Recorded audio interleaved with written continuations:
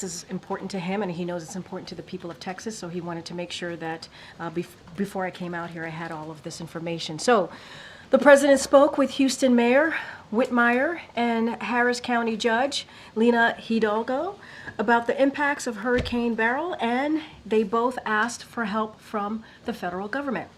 Because of the governor of Texas is currently out of the country, the president then called the lieutenant governor of Texas to ensure that Texans are getting the resources they need and deserve following this devastating storm.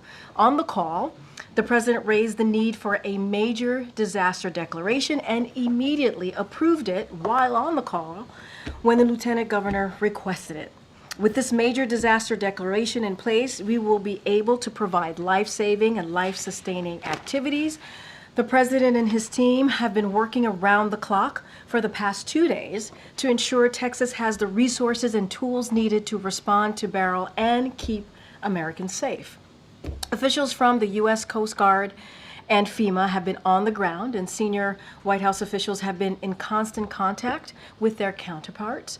While the storm has passed, our greatest concern right now is power outages and extreme heat. So we want to encourage residents to remain vigilant as temperatures rise, especially older adults and those with underlying health conditions.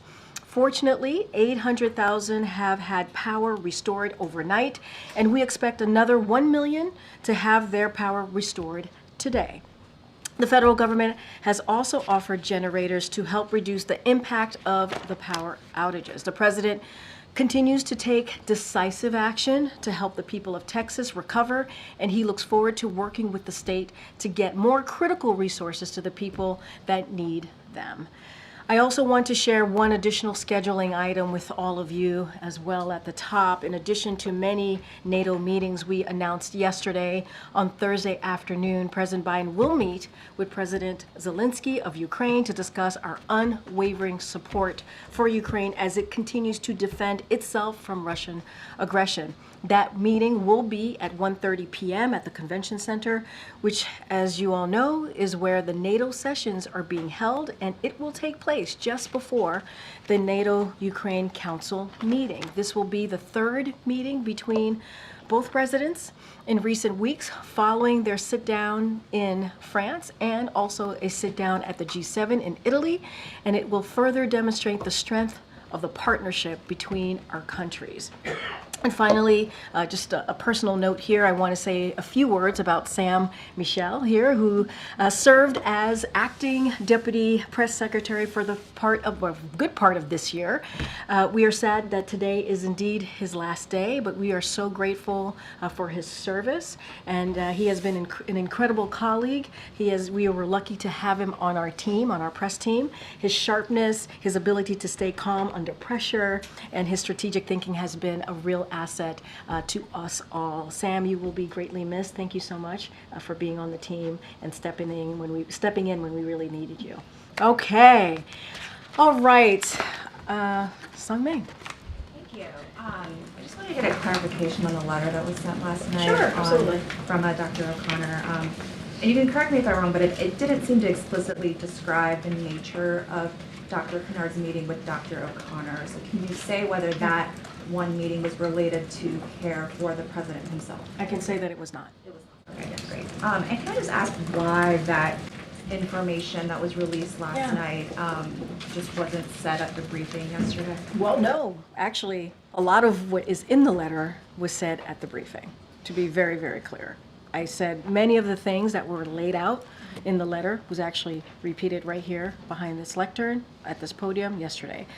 It was what said that. Hold on. I said many of the things, and we got clarification, obviously, from Dr. O'Connor, but it was in line with what I said. When I said only 3, right? I said only 3 visits that this particular doctor had. I said a neurologist. What I was not able to confirm is the name, and the reason why is because we do not share private information.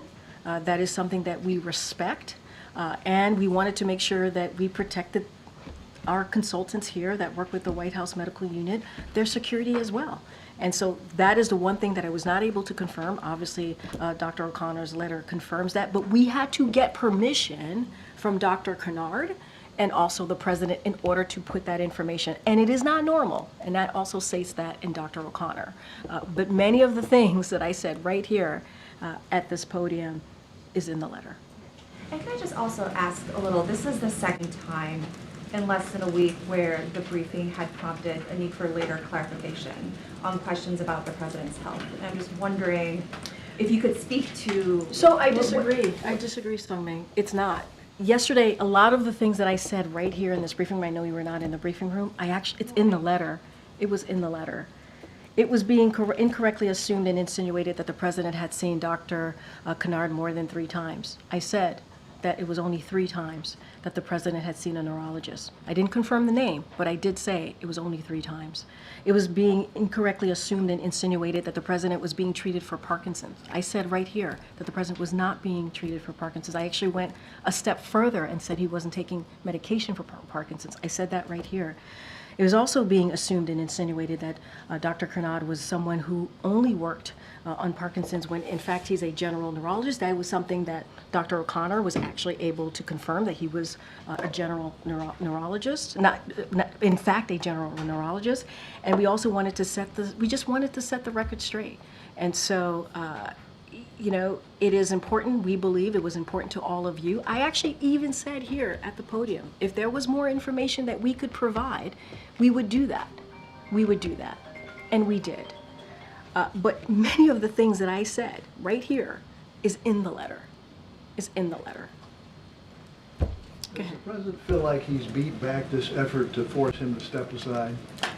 Look, you know, you heard the president yesterday when he called into Morning Joe, did about 18 minutes of Q&A yesterday morning. He spoke very, very, I think, forcefully, passionately about where he stands, about how he sees things moving forward. And we also have said many times, we respect members of Congress, we respect their view, but I also want to say there's a long list of congressional members who have been very clear and in support of this president, whether it's the CBC, who gave a full support, the Congressional Black Caucus, for folks who are watching and I'm not sure what CBC is. They were very much supportive. They said, we think that, this is Representative Joyce Beatty, to be clear, we think that the call went extremely well. The president was very responsive. Representative Troy Carter, who's also a member of the CBC, he was elated to hear directly from the president and that he is all in, and we are all in with him. You got a Congressional Hispanic Caucus. They put out a statement in full support of this president, and there are others. And so, look, he is going to focus on continuing to work on behalf of the American people, continuing to build on an unprecedented record that he's been able to get done with many of these congressional members that he's proud to have worked with. But that's his focus right now. That's his focus. He's still talking to more people, more. He's going to members of continue Congress? to engage, as you saw him in Pennsylvania when he was when he was in the Commonwealth on the road. He had two of the senators, 2 of the congressional members with him, the House members with him. He's going to be traveling later in the week. He's going to be engaging. I mentioned yesterday his robust schedule for the next 2 weeks. When he's in state, he certainly would continue to engage. I don't have a list of additional calls to read out, but he did CBC last night, Congressional Black Caucus, and he's going to continue and engage as he has been. Go ahead, Mary. To follow on that, the president has made clear he's done talking about the debate. It is time to move on. Yeah. But some of his allies have made clear they're very much still in this wait and see mode. I mean, Senator Patty Murray saying he must do more to demonstrate he can campaign strong enough to beat Trump. Senator Durbin saying he's concerned whether this is just a one-off or a larger issue. So I guess, you know, how worried is the president that despite his best efforts, he's not going to be able to close the book on these concerns? And Mary, I appreciate the question, but as you know, there are hundreds of members in Congress, hundreds. And I laid out a list of folks who have supported him. We've heard from Senator Coons, we heard from Senator Fetterman. There's support there as well for him. And so we just want to make sure that we put that out there as We well. want the party united behind him, Absolutely, right? absolutely. And look, Representative Gregory Meeks said, coming out of the Congressional Democrats meeting, said that they're united. And you just saw the Dem caucus leadership take questions from some of your colleagues over at the Capitol. So that is important as well to note. But look, he had a bad night. We've talked about it.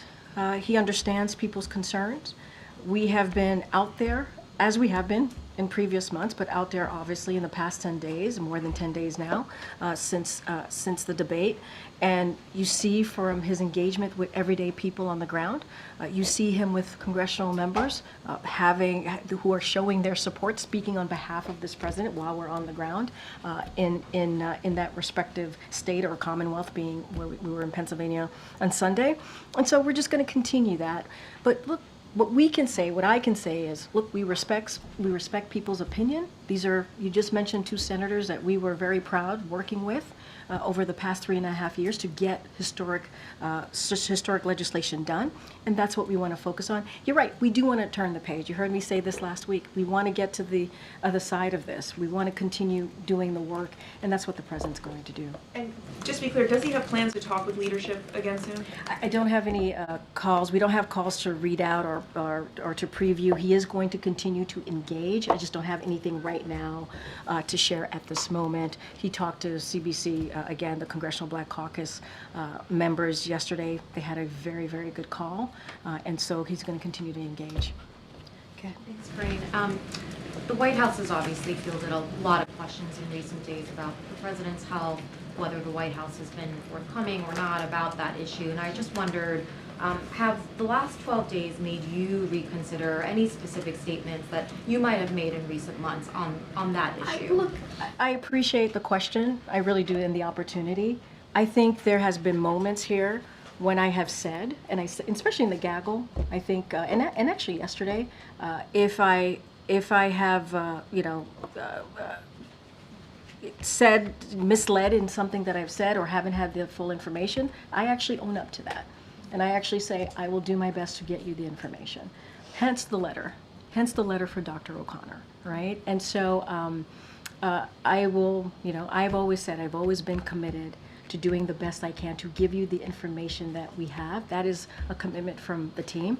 It has been an unprecedented time. I think you guys could admit that, right? It is an unprecedented time. And so we are meeting the moment, a new moment that has never really existed before.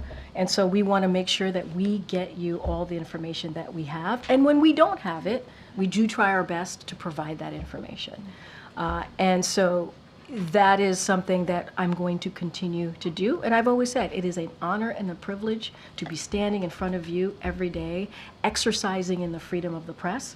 This is a briefing that is watched around the world because we lead in democracy, right? We lead in the freedom of the press and what that looks like. Honor and privilege, and I will continue to do my best to do just that. And we certainly understand, you speak on behalf of the president and you defend him, his actions, his positions, his policy positions included. Could I just ask you about one example, just going back, that comes to mind? September. In the past, you're talking about the last 12 days?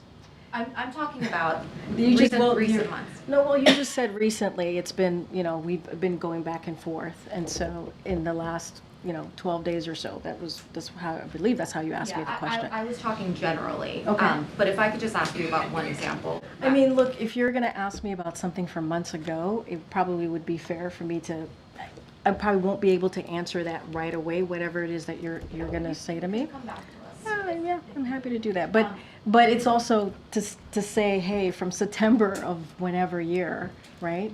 That is something that I probably should give a little space to kind of see exactly what you're speaking of. Okay, and that's fine if that ends up being I just want to make your sure that we response. kind of give some context here. Yeah. Yeah. And you'll remember this. This was an event where the president called out Congresswoman Jackie Walorski, looked for her in the room even though she had recently died. You told multiple reporters at the time, and this was asked in multiple different ways. She was top of mind. Right. Yep. It was because she was top of mind for the president. I mean, would you, on that example, would you offer a different explanation? I would not, because honestly, I spoke to the president right before coming out that day, and that is what the president told me. It's not something that came from me. That is something that came from the president. So he was saying even as he was She- looking for that- her in the moment, it wasn't a She was misspeak? top. She was top of mind. Okay. That is coming, as you just said in your question. I speak for the president. I speak on behalf of him. That was coming from him, and I was delivering directly from the president what he was thinking at the time. Great. A very different kind of example, and this is more recent. Sure.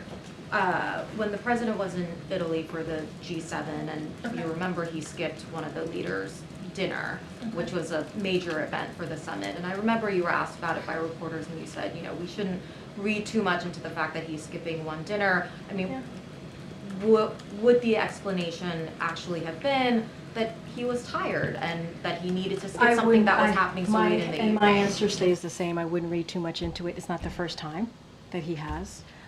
He has a really busy schedule, and there's a lot going on. As you know, when the president is abroad, he has continued to do domestic stuff as well as meeting with global leaders.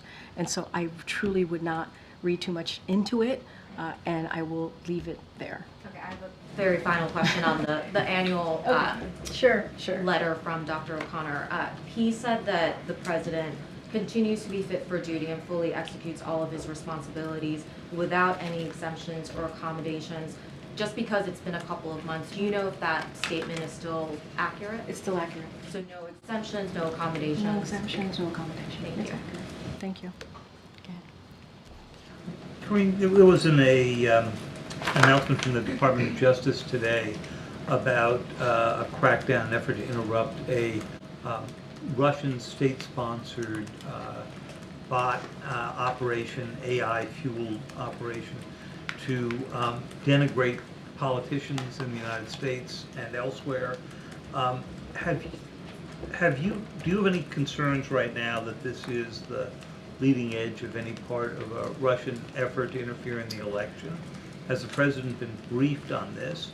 And have you seen any evidence that the Russians or other foreign powers have tried to seize on the debate performance to repeat some of the president's most embarrassing moments? So that's a very good question. I would have to talk to our team about those particular questions that you just asked. There were multiple questions in your statement there. I would leave it to the Department of Justice as what they announced. Obviously, that's for them to speak to.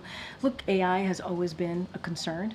That's why the president made some announcements recently, to take executive action on how we can deal with AI. We want to see more action, more fulsome action legislatively from Congress. And that is something. It is a cutting edge technology that we need to get our hands on and get a better understanding of what it could potentially do, and so that is something that the president certainly is looking to make sure that we deal with this in a full whole of government way. On those particular questions, I would have to check in with our team here, and obviously whatever's related to the Department of Justice in that statement, I would refer you to them.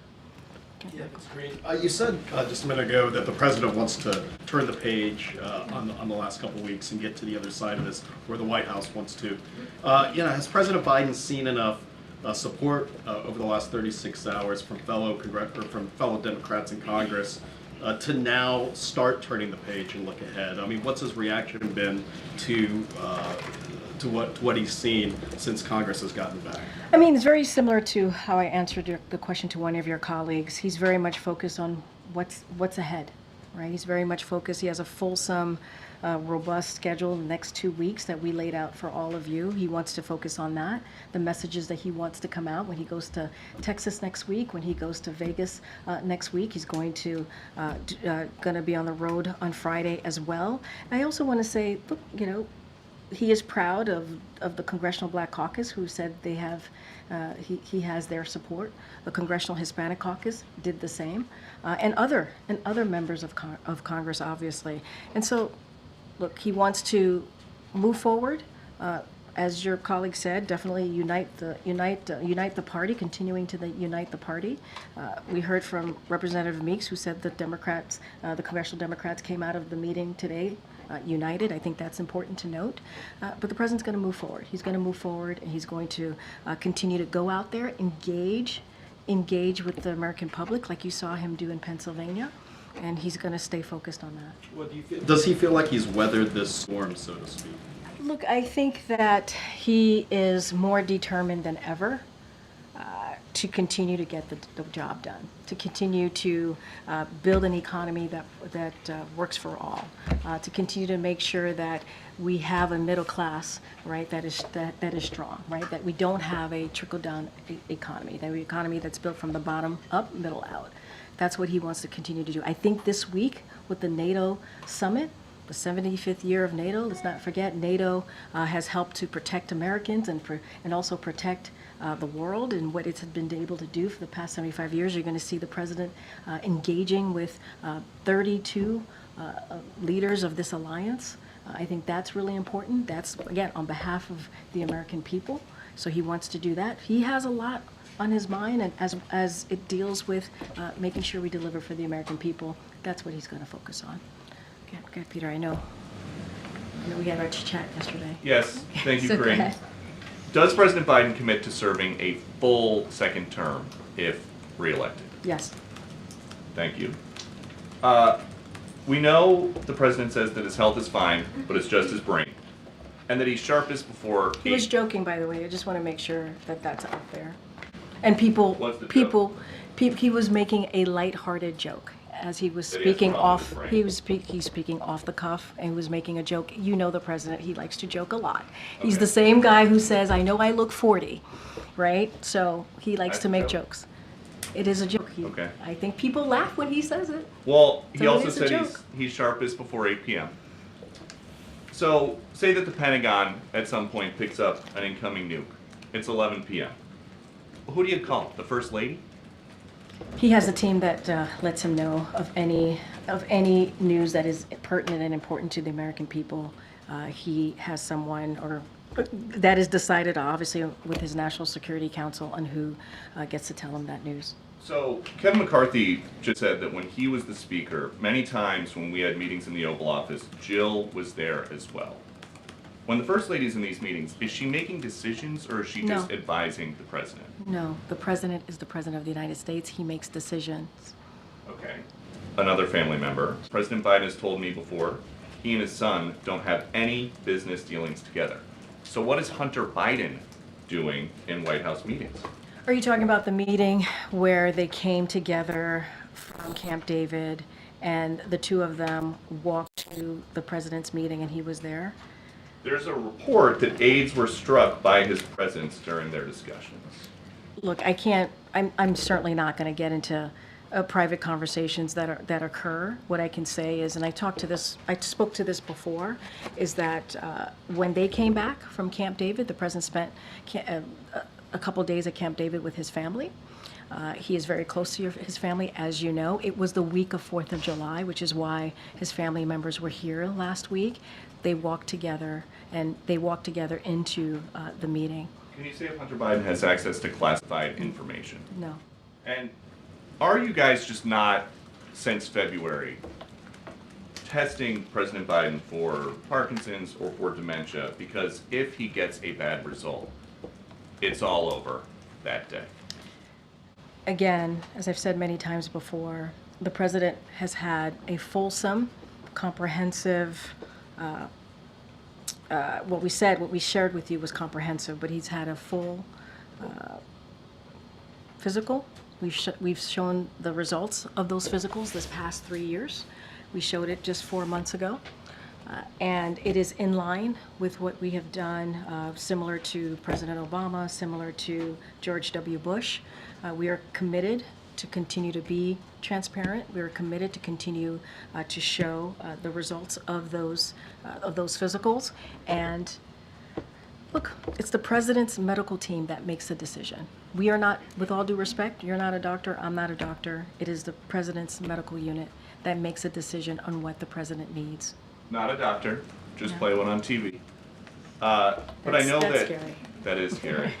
But I know that, especially as adults get into their 80s, health conditions can pop up more than just once a year when he's getting his physical. I think if my wife saw me on TV misspeaking or saying the wrong thing or seeing a change in my appearance, she would probably say, let's go to a doctor just to make sure that you are okay, you have a family, you have an important job. Why doesn't anybody in the president's family urge him just to go to get checked out to say the coast is clear? Okay, so just to step back just a little bit, because I think you weren't in the briefing room last week. I don't want to go backwards, but just to share a little bit about that night. The president said it was a bad night. He talked about it. He had a cold, right? He talked about his schedule, right, being abroad. And so we've spoke about what that night was like for him. And we understand what the American people saw, what you all saw. We've spoken to that. And I also would say, and I think you know this, Peter, you've covered a couple of administrations at this point, that the president, every president, has a White House medical unit that is with him 24/7, that is available to him 24/7. That is unlike any other American, right? That is not the norm. That is uncommon. Just down on the other side of the colonnade is where the medical unit is. And I did share that the president checks in while he's exercising with his doctor a couple times a week.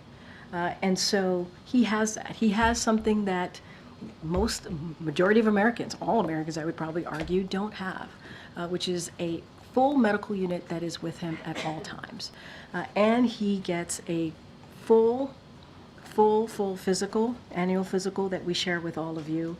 And that is very different than an everyday American who sometimes they're lucky if they can go get a physical. They have to get into a car. They have to take public transportation. The president has, again, a medical unit that's with him here at the White House and travels with him. So I guess the question is just, you're saying this is not a situation where you would rather just not know if there is an What I issue will with the tell you president, is- because if he No. does get a bad result, it is all over. He has First to of all- leave office first of right all- away, can't run for re-election. First of all, it's a hypothetical, right? That you're giving me a hypothetical. But I will also say, just to clear this up, the White House medical unit, his doctor, they don't believe that he needs anything more than what we have been able to provide. A full, detailed, very comprehensive physical that he had 4 months ago. It is their decision to make. It's not yours. It's not mine. It's the White House medical unit. Okay. Hi, Karine. You mentioned that the Democratic Party was united, perhaps the leadership, but a lot of rank-and-file Democrats have a lot of concerns. One of them, Steve Cohen, said today, not only are they not on the same page, but they're not even in the same book. How does is the White House concerned about that? Look, I've said before, right, we respect congressional members. They have their opinions. We respect their opinions. Many of them that we had opportunities to deliver really good results on behalf of the American people. But there is the whole Congressional Black Caucus. They support the president. The Congressional Hispanic Caucus support the president. Those are pretty impressive numbers. Senator Coons, Senator Fetterman support the president. There's also another list here that shows support for this president. You're going to have some congressional members who feel differently. That is up to them, right? The president wants to continue. He's going to have those conversations. He's going to engage with congressional members. He's going to continue to do that as he has. That's not going to stop. Obviously, the campaign is doing their work. We're continuing our engagement with congressional members as we do pretty much all the time on whatever issue we want to work with them on. So that's not going to change. You heard from AOC, the Congresswoman from New York. She said, the matter is closed and I support him. Right? You heard from Maxwell Frost, who was on CNN today, was very supportive on CNN. So you do have others out there, just today or yesterday, giving support to the president. I can't, you're mentioning one person, but there are others as well. Yeah. On a separate topic slightly, Senator Richmond this morning, he said that the debate stage was words, the debate stage was performance. I would say look at actions and accomplishments.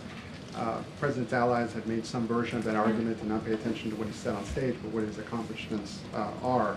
But when you're the president of the United States, don't words matter? So, when you're the president of the United States, I think any leader, right, especially including a former president, your words do matter. You're 100% correct. The president has owned up to that night. He said it was a bad night. He said this. He said this many times. He's even said he screwed up. So those are the president's words. That's all I can give you at this time.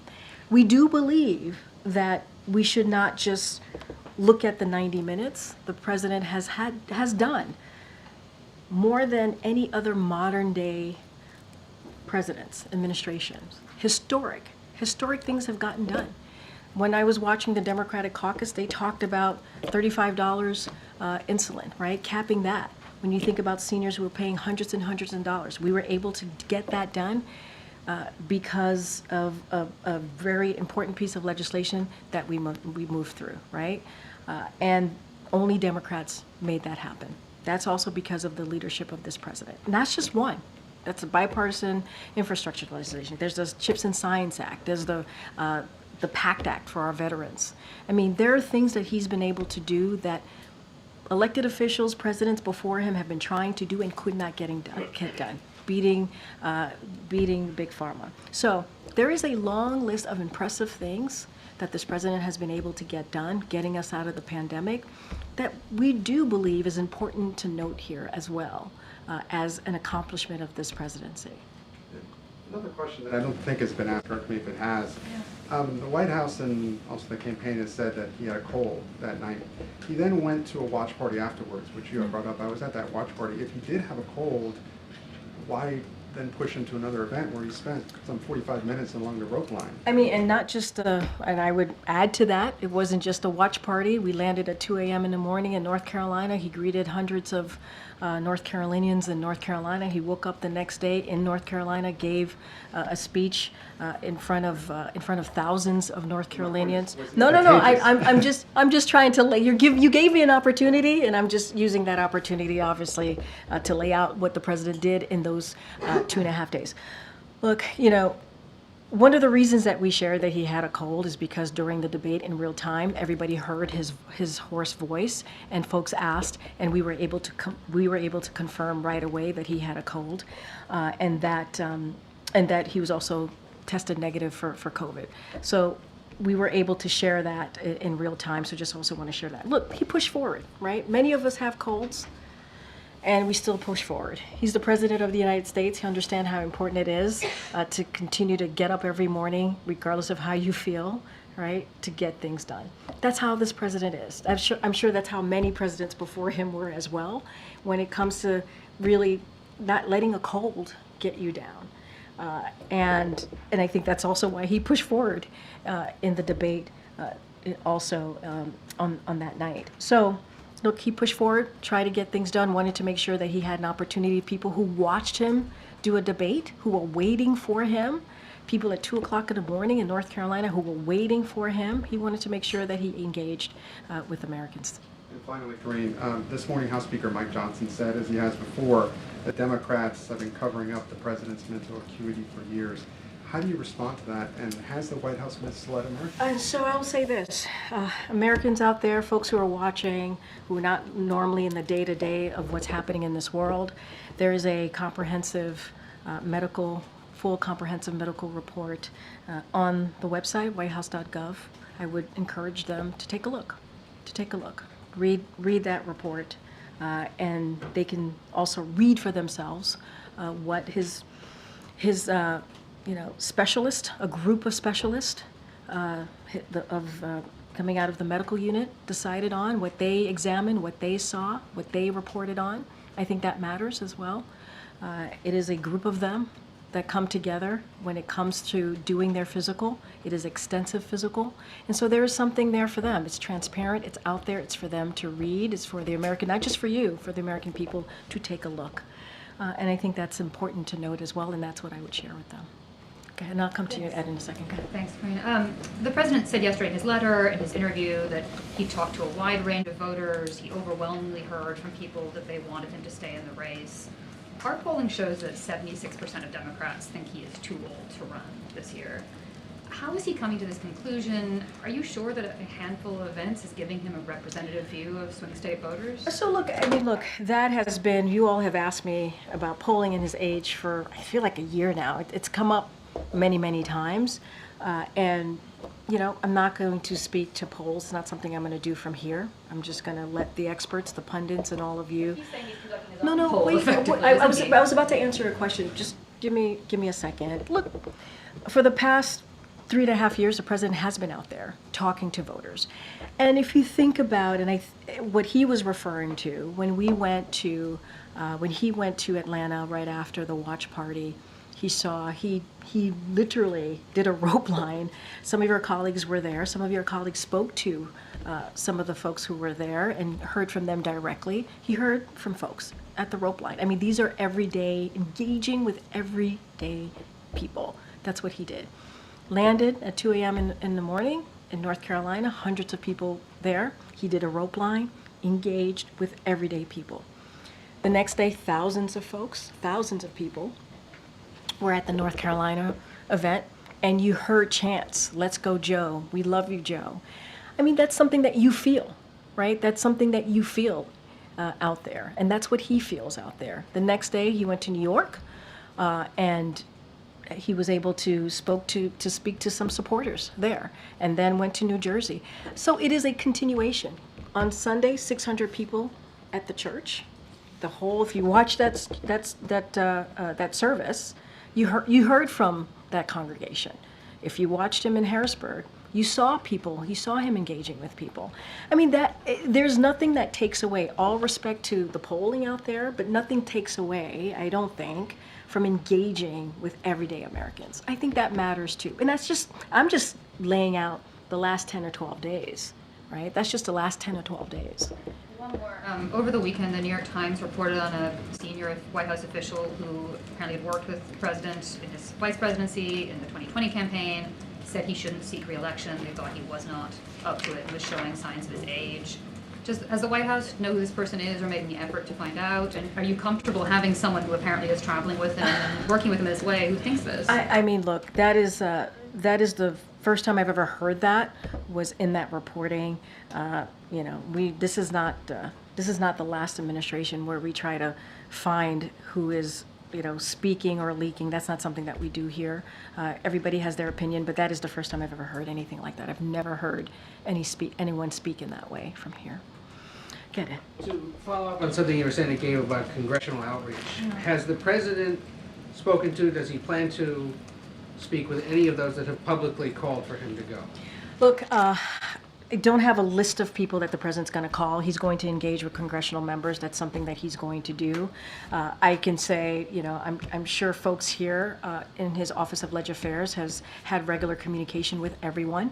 I just don't have a list of who he's going to speak to. But the president is always willing to speak to people who agree with him and don't agree with him. You know that about him. If you've covered him, he's very much that type of president. I just don't want to get ahead of his decision on who he's going to call and how that's going to look. One thing I don't think we've gotten public clarification about yet. In the interview Friday night, he was asked, "Did you watch the debate?" And he said, "I don't think I did, no." Did he watch the full debate, or what of it has he watched? That's a good question. Never followed up with him, and I meant to. I have not asked him that question. I was there in the room when he was being asked that question. I just never followed up. That is something that, we could follow up with him on. I have not. Okay. I'm sure he's seen clips. I just haven't asked him that full question. Hard to avoid them, so I could, yeah. One other thing that's come Yeah, up. it's getting round-the-clock coverage, right? From all of you. One other thing that's come up in the last little bit, the Director of National Intelligence, Avril Haines, I don't know if you've seen this, issued a statement a little while ago saying in part, in recent weeks, Iranian government actors have sought to opportunistically take advantage of ongoing protests regarding the war in Gaza, a playbook we've seen other actors use over the years. We've observed actors tied to Iran's government posing as activists online, seeking to encourage protests and even providing financial support to protesters. She goes on later to urge Americans to remain vigilant as they engage online with accounts and actors they don't personally know. But that's a pretty big charge to make, that Iran may be trying to influence these protests in the streets of the United States. So yes, I know what you're speaking of, what the DNI warned about. Obviously, for any specifics, I would have to refer you back to Director Haynes and her statement. But broadly speaking here, just bear with me for a second, Iran is seeking to opportunistically take advantage of protest. So I want to echo the DNI's remarks today. Americans across the political spectrum acting in good faith have sought to express their own independent views on the conflict in Gaza. The freedom to express diverse views when done peacefully is essential to our democracy. At the same time, the U.S. government has a duty to warn Americans about foreign malign influences activities. This is important to help Americans guard against efforts by foreign powers to take advantage of or co-opt their legitimate protest activities. We will continue to provide these warnings as they arise. And today I just want to convey and a firm message from here to Iran and any other foreign actor that seeks to conduct these types of influence activities, meddling in our politics and seeking to stoke division is unacceptable. And we will continue to expose attempts to undermine our democracy and our society just as we are today. That is something that we will continue to do. The U.S. government will continue to vigorously support and defend Americans in their exercise of their First Amendment rights to protest and express political views peacefully. At the same time, we will continue to warn against expose foreign efforts to meddle in our internal affairs and attempt to amplify conflict. The former is an essential part of the robust functioning democracy. The latter is a threat, and it will not be tolerated. And the president's been read into all this? He's been no problem briefed. with it being shared publicly? He's been briefed, he's been read in, he is aware. And we believe, as I just stated here, it is our duty. It is our duty here as a U.S. government to share that. Okay. I have a question about the NATO summit. Sure. There has been a lot of discussion about Ukraine, but also the southern flank of NATO, countries like Italy and Spain. They want the summit to approve a new strategy to improve relations with countries in North Africa, the Middle East, and work together in challenges like migration or instability. So does the U.S. support this, and is the president trying to or planning to meet with any leaders of the southern flank? So look, I think we announced some of the bilateral.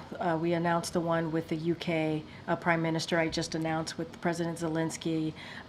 We will do our best. You know, the president is hosting the 75th NATO summit, so he's going to be pretty busy engaging with global leaders and obviously hosting the event. So if we have anything more to share, I know my colleagues at the National Security Council will do our best to share that with you. I'm not going to, we're going to have some deliverables, we're going to have some statements to make, declarations. I'm not going to get ahead of any of that. So I'm just going to let this summit begin and let the president actually lead these next couple of days.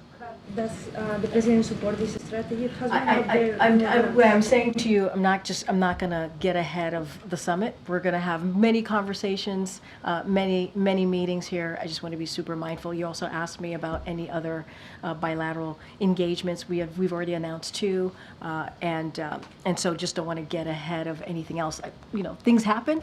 When the president is there, he gets pulled to the side. We do pull-asides. We try to share them in real time as quickly as possible. I just don't have anything to share outside of that. Okay.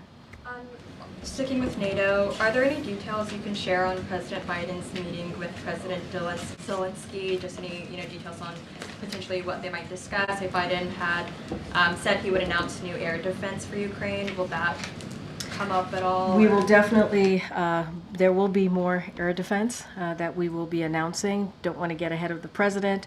Look, you saw, as I announced at the top, you saw the president do a bilat with President Zelensky in France and also at the G7. It is always, obviously, part of those conversations is to continue to show our unwavering support for Ukraine. The president has led in this effort globally, right? If you think about NATO and how the strength of NATO and how it has grown +2, and how we have been able to have a stronger alliance than we've ever had before. That's because of this president. And backing, obviously, behind Ukraine, that's because of this president. So our support continues to be unwavering, and we will have more to read out from that bilat. And as it's the 75th anniversary, it's here in DC, obviously, but what does the success look like for Biden, given everything that is going on in kind of the debate aftermath? Kind of what is he measuring?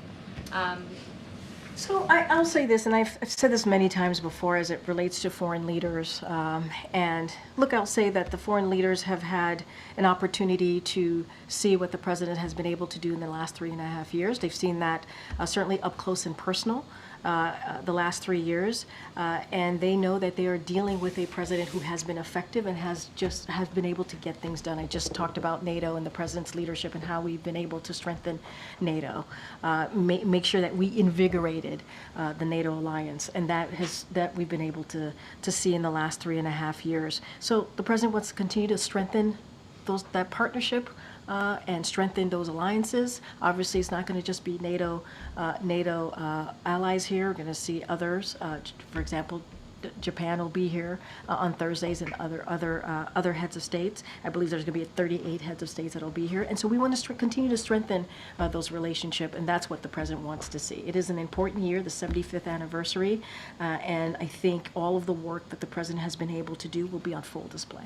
Just one last question. If the president's health were to decline rapidly next week, just kind of out of the blue, have you had any conversations with him, or has he made any comments on if Absolutely he would not. step aside? That's a hypothetical. No. Okay. Karine, stay on the NATO summit. While the summit, of course, is being held in Washington, China is criticizing NATO as the relic of Cold War. It's causing high security risk to the world and the region. What is the White House response to this? So look, Russia's aggression against Ukraine poses a threat to transatlantic security. That's what it does. And it shows how critical the NATO alliance is and how important it is to continue to make sure that it is strong. And that's what the president has been able to do. I am not surprised, we are not surprised that China doesn't understand that though considering how they are actively enabling, right? They are themselves enabling Russia's war in Ukraine, so it doesn't surprise me or surprise us that statement was made. But look, NATO is an important alliance. It's been around for 75 years, protecting U.S. Americans, American citizens, but also the world. And so we are going to continue to strengthen that alliance. Second question. Indian Prime Minister Modi is visiting Russia. We all seen the footage that he's hugging, being friendly with Putin, also seeking deepen bilateral relationship. We see that, that Ukrainian President Zelensky already expressed his disappointment. Is the United States concerning that India, as a U.S. ally, might be actually adding Russia either unintentionally or intentionally? I believe my NSC colleagues have spoken to this. I'll just add that and just reiterate that India is a strategic partner with whom we engage in full and frank dialogue, including their relationship with Russia. And we've talked about this before. So we think it's critical that all countries, including India, support efforts to realize an enduring and just peace when it comes to Ukraine. It is important for all our allies to realize this. And so we also believe India's longstanding relationship with Russia gives it the ability to urge the President Putin, to end his brutal war, an unprovoked war in Ukraine. It is for President Putin to end. President Putin started the war, and President Putin can end the war. Okay. Thank you, Karine. A couple questions on unrelated subjects. First, there's been some reporting by my colleagues in the British press that His Majesty King Charles would like to visit his grandchildren in California and could do so in conjunction with a state visit. Has there been any discussion, or will there be any discussion between President Biden and Prime Minister Starmer about such a visit? So I don't have anything to share.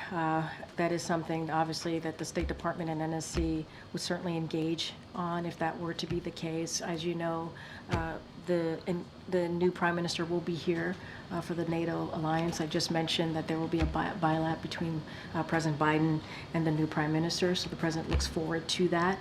An upcoming visit that involves the King Charles. I don't have anything to share at this time. Okay, next question.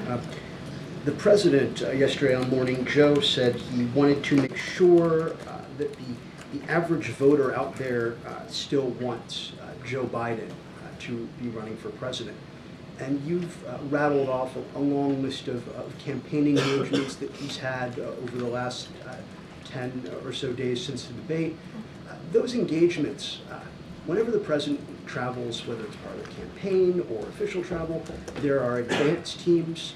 People who get near him are screened either by the Secret Service or the campaign or both.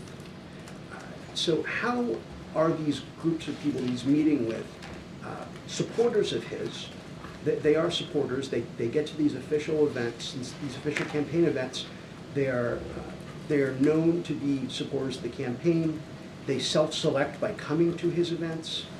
How are groups of people that come to his events, make the time out of their day to do that, and are vetted by the campaign and allowed into these events, representative of the average voter? And I have one more.